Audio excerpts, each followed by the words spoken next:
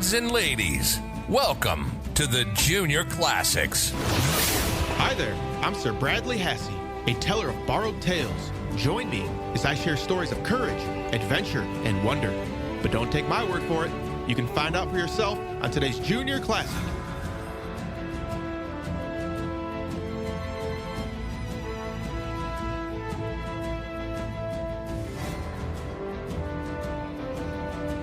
Good day, Junior Scholars. I am Sir Bradley Hassey, guardian of the written word and your guide through the Junior Classics. The Junior Classics are a collection of the greatest stories in history that have been passed down for generations.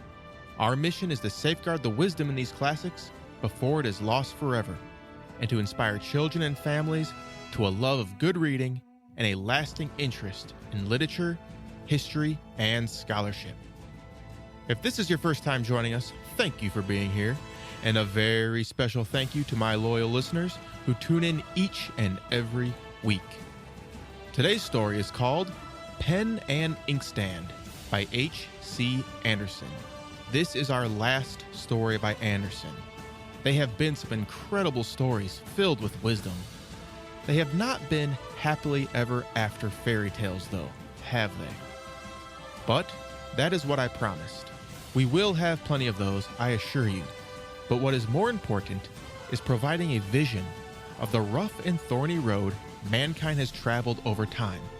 For there is much to learn in that history and in today's story.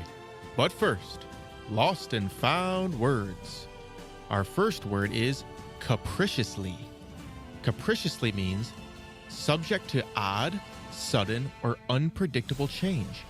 If someone is behaving capriciously, you have no idea how they're going to behave next. Our second word is arrogate. This means to wrongly claim or take something. So, if someone were to give you a present, then that is yours. No one has the right to arrogate it from you. And thirdly, conceit. This is thinking overly highly of oneself. This is similar to being uppity, like the darning needle from last week's story. So, don't be conceitful. Now, on to the show. Most of the Junior Classics were created many years ago. Today's story was written in 1860. That's 160 years ago. The main characters in the story include a poet and his trusty pen and inkstand that he used to write his poems. Back then, of course, there were no computers or typewriters. There were not even the type of pens and pencils we use today, like a ballpoint pen. At this time, a writer used a pen that was dipped into an inkstand or inkwell. An inkstand was a container with a supply of ink where the pen was stored. The two types of pens mentioned in the story are a quill pen and a steel pen. Quill pens were made from the feathers of large birds and were popular until steel pens were invented. A steel pen was really just the metal tip at the end of a holder. A writer would dip the end of the pen into an inkstand to get ink on the tip and then apply the ink to paper as he wrote.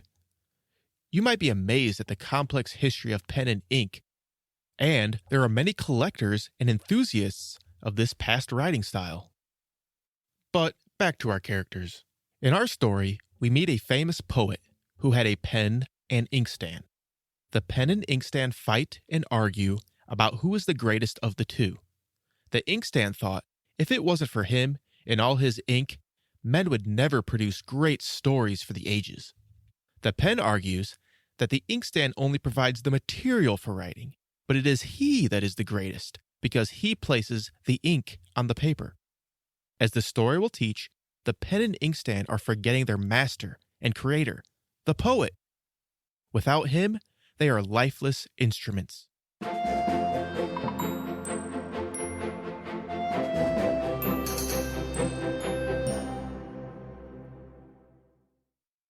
Pen and Inkstand by Hans Christian Andersen. The following remark was made in a poet's room, as the speaker looked at the inkstand that stood upon his table. It is marvelous, all that can come out of that inkstand. What will it produce next? Yes, it is marvelous. The inkstand exclaimed. So it is. It is incomprehensible. That is what I always say.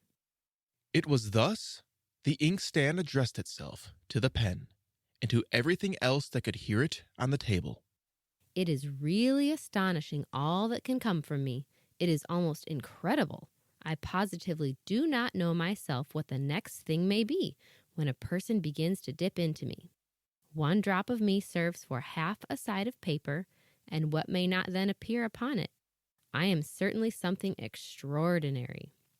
From me proceed all the works of the poets, these animated beings whom people think they recognize, these deep feelings, that gay humor, these charming descriptions of nature. I do not understand them myself, for I know nothing about nature, but still it is all in me.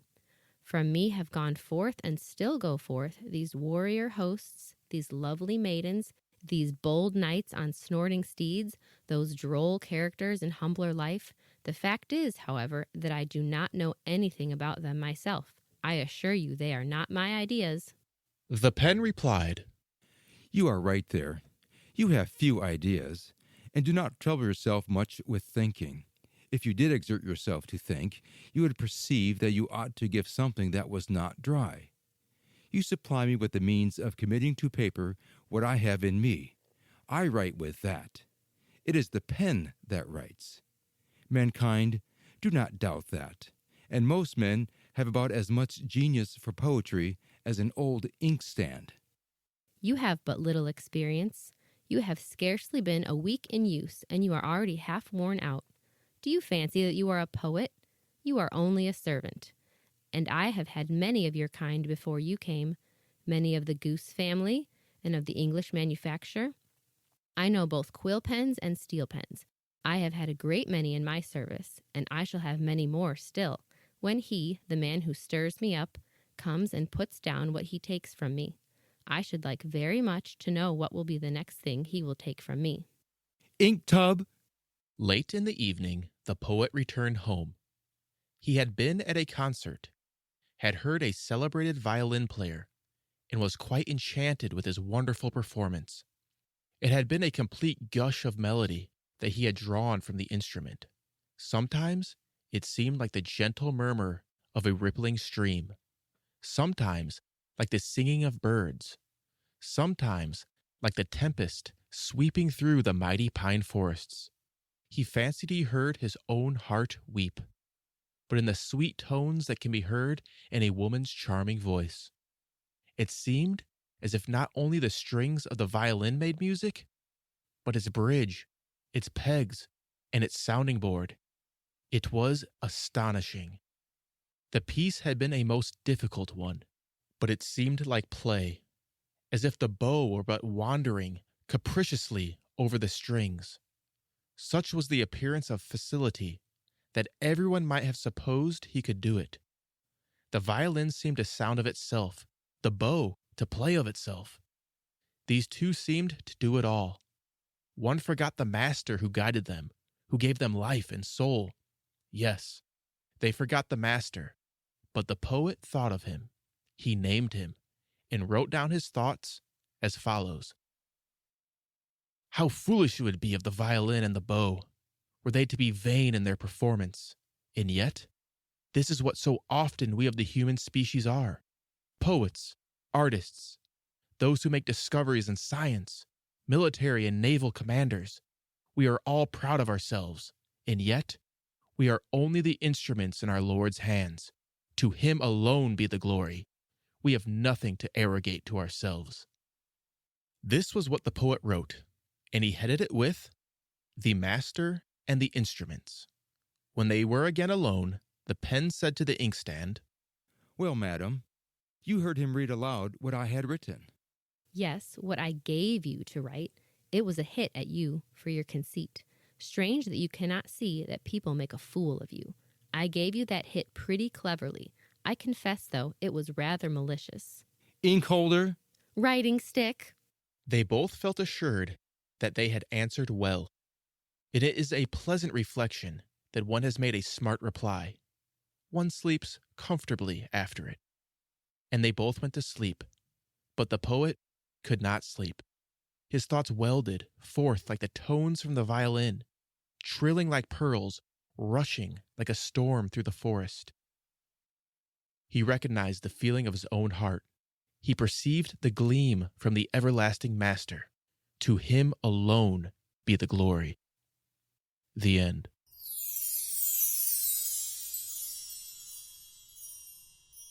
Now that is a great ending.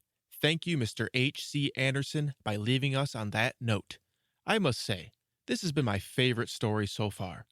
I am your guide on this journey, but I am exploring with you. Most of these stories I'm learning for the first time, just like you. Remember how the pen and inkstand argued about who is the greatest, while claiming glory for the creation, all the while forgetting it was the poet who used and guided them to create his works of art? Today's lesson is this: my junior scholar, how often do you boast of taking credit for your creations, forgetting that you are actually an instrument in the hands of the biggest creator, God? And this goes for all of us, myself included. In fact, this very podcast is an instrument. And while I am a creator, I too am an instrument in the hands of God.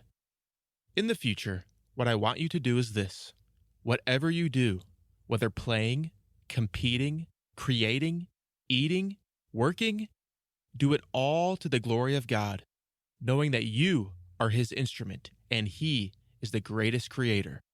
As always, I am Sir Bradley Hassey. Be brave, be loyal, and speak the truth. Now, for you parents out there, I want you to understand why we are doing this, what we are trying to achieve, and how you can help us. This is a rescue operation to preserve the classics and the wisdom within before it is lost forever.